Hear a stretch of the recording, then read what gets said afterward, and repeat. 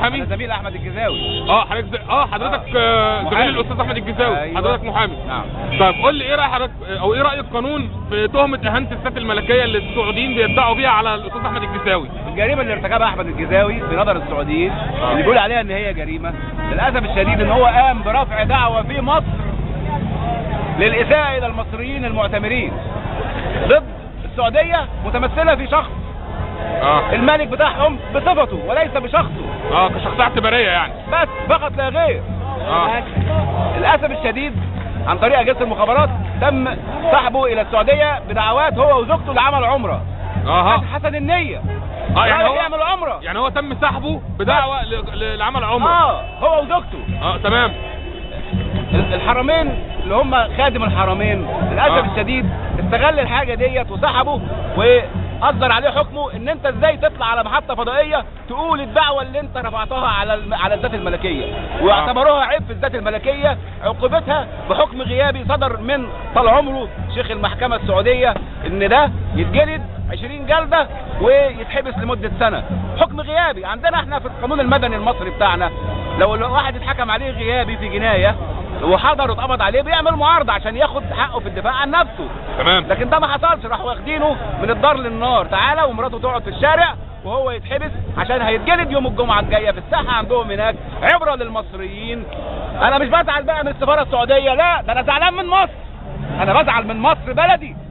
ده انتهاك للسياده المصريه ان محامي مصري يرفع دعوه على الاساءه للشعب المصري يعاقب من حكومه البلد اللي هو بيشتكيها في بلده.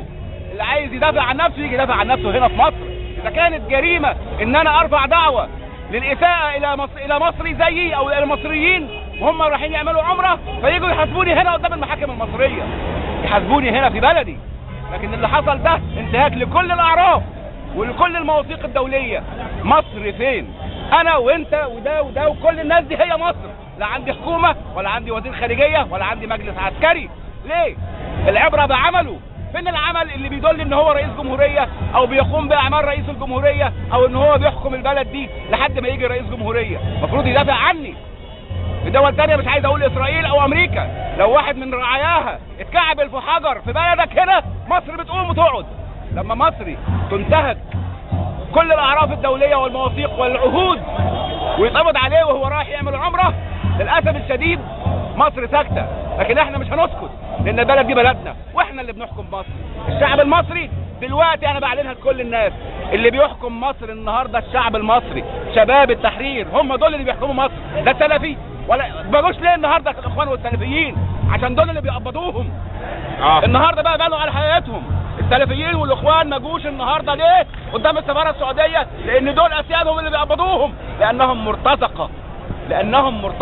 بصرف النظر عن كل التفاصيل دي، احنا ازاي نقدر بالقانون نجيب حق احمد الجزاوي؟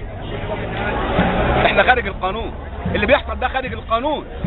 اولا لا عندهم كليه حقوق ولا عندهم نقابه محامين ولا عندهم قانون مكتوب. ايه ده السعوديه ولا فيها كليه حقوق ولا كليه حقوق ولا نقابه محامين ولا قانون مكتوب؟ بيحكموا بايه؟ الشيخ طال عمره هو اللي بيحكم. الشيخ المنافق اللي حكم على واحد مش قدامه عشان عارف الذات الملكيه. وصلت الذات الملكيه عندهم للذات الالهيه. عبد الله اللي مش عارف يقرا اسمه بقى ذات ملكيه. واحد طلع رفع دعوه عليه عشان اساءة بصفته، عشان اساءة معامله المصريين المعتمرين مش اللي بيشتغلوا عندك. لا، ده دول جايين معتمرين. اسأت معاملتهم تعاطفا مع مبارك. مش عاجبك حسني مبارك ان هو يتحبس او يتسجن او يتحاكم وعايز تدفع وتشتريه. احنا مش هنبيع حسني مبارك، ولو كان مذنب احنا حرين فيه، نبيعه ونفرج عنه نسامحه، احنا حرين فيه، لكن ما نبيعهوش. ما ينفعش نبيعه لك يا حبيبي. دي اهانه لينا احنا كمصريين، دي اهانه لشعب مصر ان احنا لا نقبل ان احنا نبيع حسني مبارك قبل ما يتحاكم.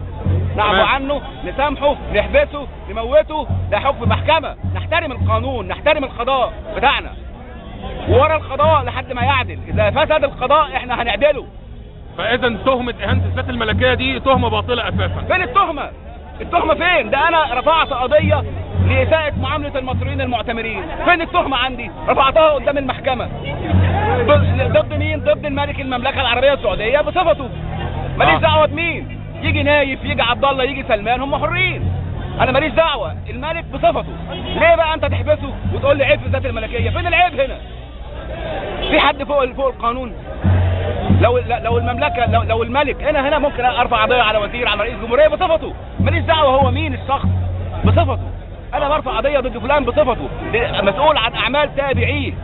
فانت ممكن تيجي قدام المحكمه ديت وتقول تدافع عن نفسك، مش تقول لي عيب في الذات الملكيه وتشغل المحاكم اللي عندك والشيخ طال عمره اللي بيشتغل من غير ولا قانون مكتوب ولا نقابه محامين تدافع عن المتهم ولا تمسك المتهم تجلده. اول حاجه بعد المتهم ما يقبض عليه في اي محكمه في العالم في الدنيا حتى بشرع ربنا من حق المتهم ان هو يدافع عن نفسه.